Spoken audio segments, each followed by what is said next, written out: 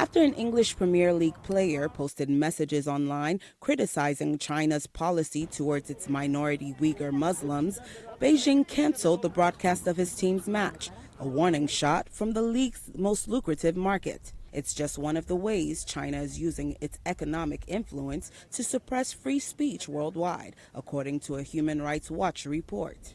China has been harassing and intimidating any kind of activities and speeches that criticize China's human rights record in the UN.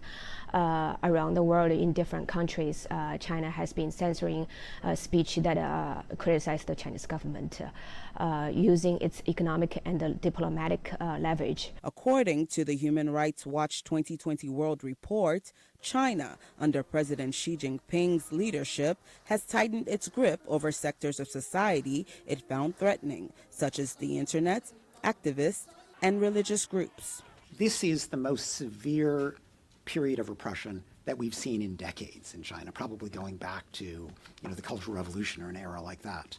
Xinjiang is the worst, where 1 million or more Uyghur and Turkic Muslims are in detention for forced indoctrination, basically to pressure them to renounce Islam and their cultural traditions and even their language. Kenneth Roth, executive director of the group, was barred Sunday from entering Hong Kong, where he planned to release this year's report. The Chinese government called it punishment for the group's support for pro-democracy protesters in Hong Kong.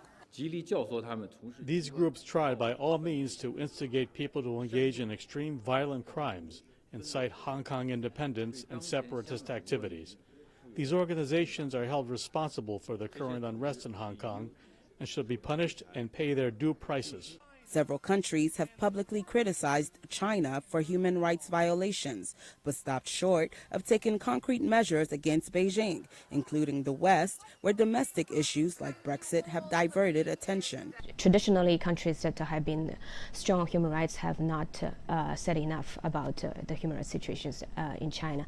And other countries who are authoritarian, autocratic themselves, because, as I said, the economic ties with China, they have been mum about the severe repression in Xinjiang and other human rights violations in China. While the United States has imposed sanctions on some Chinese companies and officials tied to Chinese repression, rights advocates say U.S. President Donald Trump's embrace of President Xi Jinping and the U.S. policy of separating families at the U.S.-Mexico border have damaged U.S. credibility on human rights issues. Jay-sue-seh-meh, VOA News, Washington.